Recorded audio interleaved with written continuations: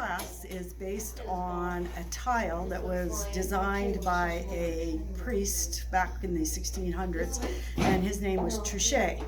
And he was very interested in the tiling in the canals of Paris, and this was the type of tile that he started with, but he looked at the different patterns that could be made just by orienting a group of these tiles in various ways.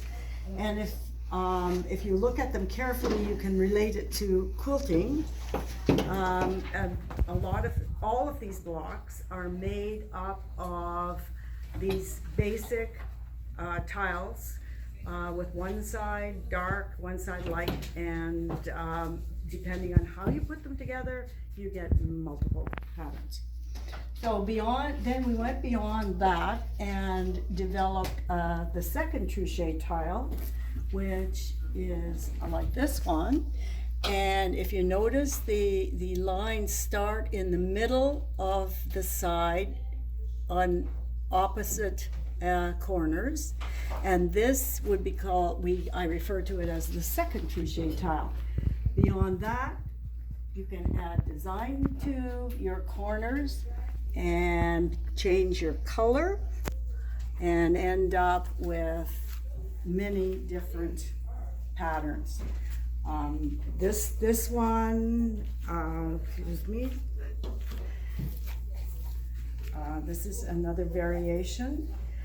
Sometimes there is grout in it, sometimes people leave it out. This one is made up of multiple tiles. You can see the 4-inch tile, and this is very simple, but it looks very complex because of the arrangement of the lines.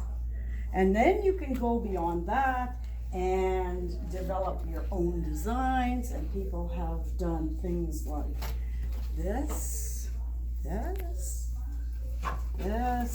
These are all based on a simple Touchet tile, and oriented and change color.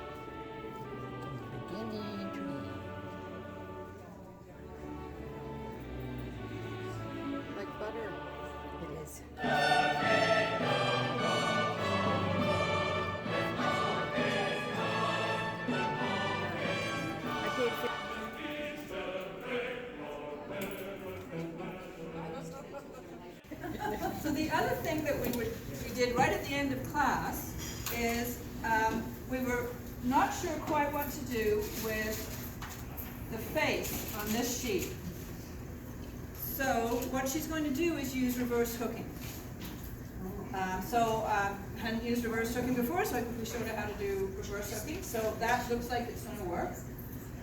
But the other element to this is that this is a sweater.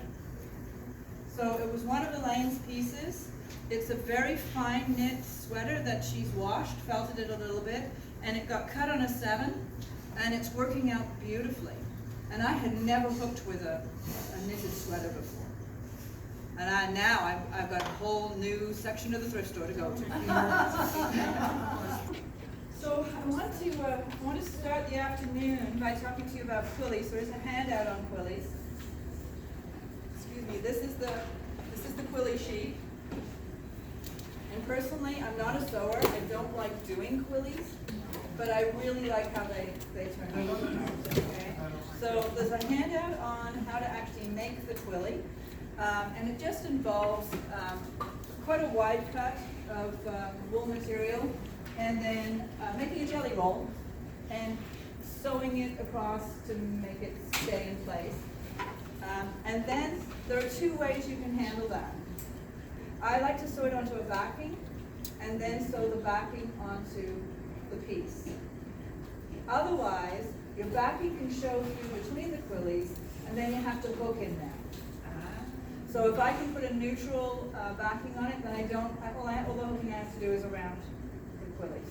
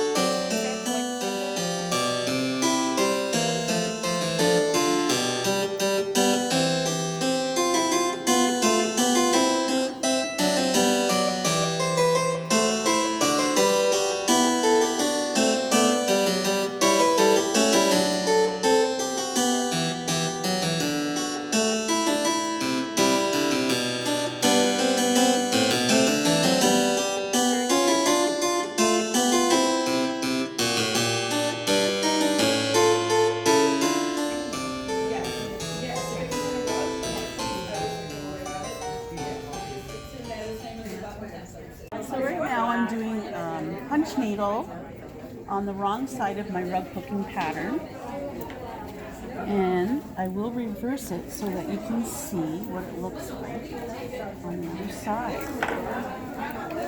Let me just cut this off. So this is what it will look like on the right side. And so I am rug hooking the background in normal traditional rug hooking, but punch needling the leaves. And this border is also going to be punch needled. This is going to be rug hooked, and same with those leaves. And the leaves again. Punch needled. Oh, that's gorgeous pattern. Yeah, thank you. Did you make it? This is a Sue Cunningham pattern. Sue She's Cunningham. From the United States. Okay. And it was in a Celebration magazine, and she did beautiful shading with it. But I decided to do something different. Yeah.